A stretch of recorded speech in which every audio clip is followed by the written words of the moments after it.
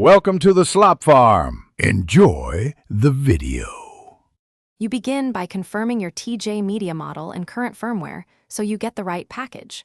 Once done, back up the internal HDD or any USB song storage to a separate drive to avoid data loss.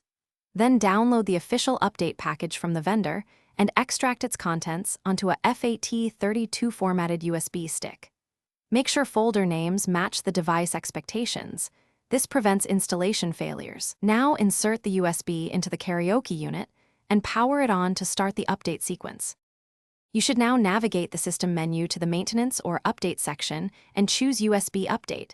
This tells the unit where to read the firmware. Once you confirm, the device will copy files and may perform multiple automatic reboots. Do not power off or remove the USB during this phase because that can brick the unit. While it installs, monitor the progress messages and any error codes. If prompted, follow on-screen instructions to apply song database updates or patch files so your system and song library stay synchronized.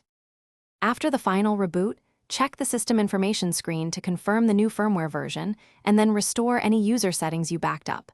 This ensures your preferences return. Next, test song search, playback, mic levels, and networked features to verify everything works.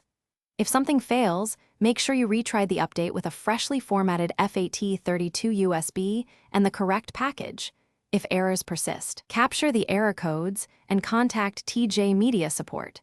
This single troubleshooting step resolves most stubborn. Thanks for watching. Consider subscribing if we helped you today.